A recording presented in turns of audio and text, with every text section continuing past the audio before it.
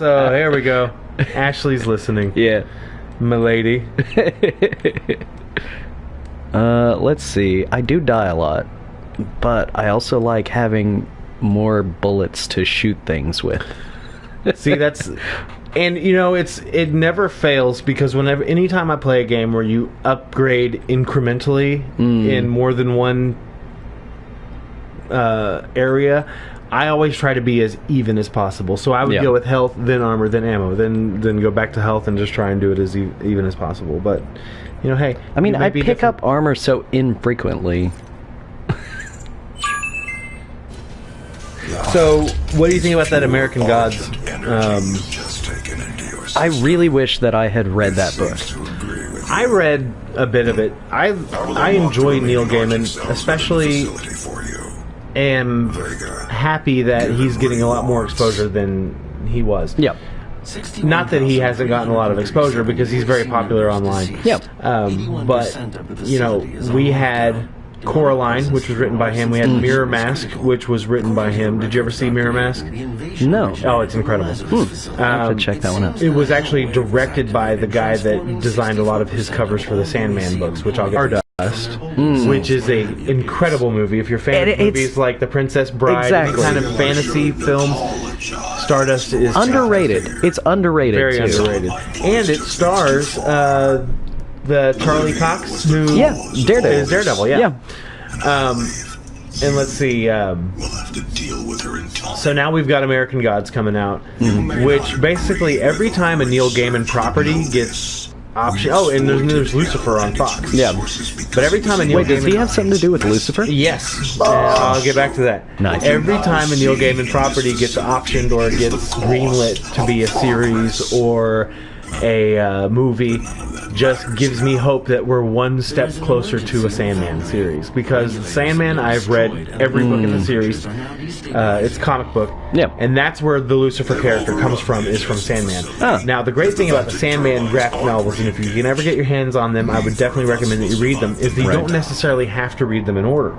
The very first Sandman book I read was probably like maybe number 3 or 4, and it's the one where Dream, who is the Sandman, he's never referred to as the Sandman in the book. His name is Dream, and he's Lord of the Dream Realm, right? Well, he gets summoned to hell, okay? And he gets to hell, and Lucifer's there, and they're walking through hell, and Lucifer's just kind of talking to him, and he's like, you know what? I'm kind of done being the devil. I'm done with this. Tosses Dream the keys to hell and takes off. And so then you've got all these people from, you know, you've got fictional characters from all these different stories. You've got Norse gods, you've got Greek gods. They're all vying for control of hell, and Dream's just like, I don't know what to fucking do, you know, because I don't want to rule hell.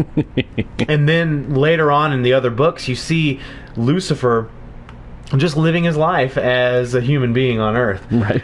Yes, and then that spawned the Lucifer comic TV book series. No, there was a comic book series first, and then went on to be the TV series, which I haven't even seen an episode of the Lucifer series. I don't plan on watching it, because whenever I watched the trailer for it, I was like, okay, so they're turning this into like a buddy cop detective show. I was Pretty like, much. nah, I'm not.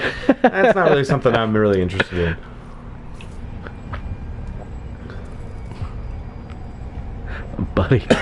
A buddy cop detective show starring the devil. Yeah, starring the devil. I don't even know if has it been canceled yet?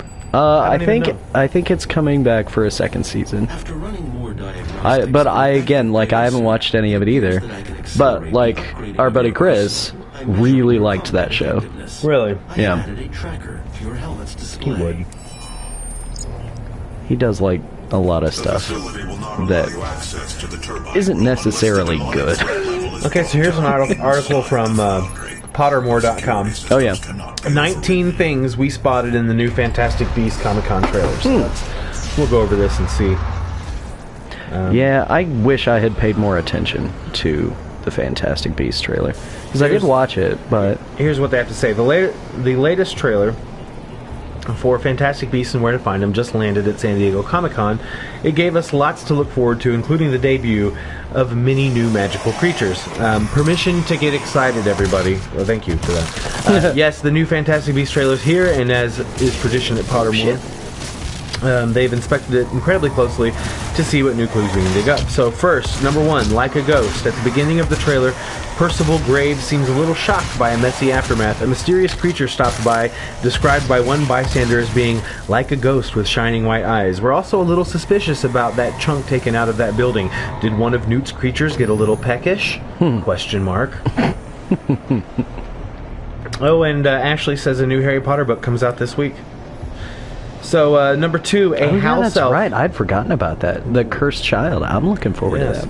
So, number 2, a house elf works at Mac USA, or Makusa, or whatever. I don't know what that is. We still miss Dobby intensely, so we're thrilled to see another house elf crop up in Mac USA and cleaning wands.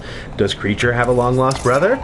Because the resemblance is uncanny. Just look at that grimace. Now, if you look at the trailer, Fantastic Beasts and Where to Find Them is clearly set before the events of the Harry Potter movies. Way before. Or books. So, we just... Yeah. So I doubt that any of these characters are going to be related. There may be a cameo, maybe from Dumbledore. Well, I mean, the thing is, like... Even if they are related... I mean, they can still be related. It's separated from the core, the core Harry Potter books by what, about 60 years? Something like that. Because the Harry Potter books take place in the late 80s, early 90s to Where does it say late that? 90s. What? Where is that established in the book? It's not. Yeah, and that's the thing. It's just something that everybody knows. You kind of get a timeless feel, but you can't because necessarily the battle pinpoint. for Hogwarts was in 1998. Right. Okay, so number 3, Seraphina's outfit. We've seen from other trailers that Seraphina is a truly formidable witch, but this outfit gives us a strong look into 1920s wizarding fashion, which apparently was very flamboyant. Of course, hair accessories were a huge trend in this era, but Seraphina has gone one up with the most incredible towering headdress ever. Well, if you're running Mac USA, you just have to look glam. Okay, that's... I don't know what that means. Pointless. Picture this. There were many rather animated paintings at Hogwarts, and it looks like we get to encounter a new mysterious piece of moving art in Fantastic Beasts 2. A dressed-up Tina approaches a poster of a mysterious flame-haired woman, which clearly seems to be some sort of door. So where is this door leading to? Who knows? Number 5, case in point. Newt's pesky suitcase is back, but this time we see a new creature shoot right out of it, right onto poor Jacob. Sorry, Jacob, we barely get to see a flash of it, but whatever it is, it clearly has big plans. Number 6, Yas Queenie. We are loving Tina's sister Queenie. She seems to embody the unmistakable roaring 20s flapper-style pizzazz. Jacob certainly seems like a fan, and we adore that she calls Tina Teeny as a nickname. Number 7, Under the Ice. In one shot, it looks like there's something or someone glowing underneath an ice rink. Any ideas? Someone casting Lumos, a rogue, goblet of fire, a dragon? Just a thought. Number 8, what's bugging you? A crowd of New Yorkers, including Tina, look up to spot a blue glistening insect with colorful wings from its appearance. We wonder if this is a billywig. Billywwigs are particularly useful creatures because their strings can be used in several potions. Sorry, their stings. Could this be a first look at one of them? Who knows? Mike says Dooms is my favorite game. Number 9, Just a Slither. Another beautiful pearlescent beast makes their presence felt. Bird-like face, but a seemingly serpentine body. We know of a very similar creature by this description called Akame. We wonder if we're right. Number 10, Hobnobbing with Goblins. And they're actually showing an image from the trailer that I loved, seeing the goblins wearing like 1920s style clothing. In a smoky speakeasy, there's an amazing female goblin-fronted band. Then another goblin pops up, chomping on a cigar and looking rather 1920s gangster. Okay. Who might he turn out to be? Real quickly, though, like, my problem with the goblins is that they're so, like, obvious CGI. Like, we should be better than this at this point. Yeah. Right? Like, look at that picture. Yeah, I see it. I see it. I mean, they could have just used makeup. And it Right? probably would've- Because that's what they did for Warwick Davis.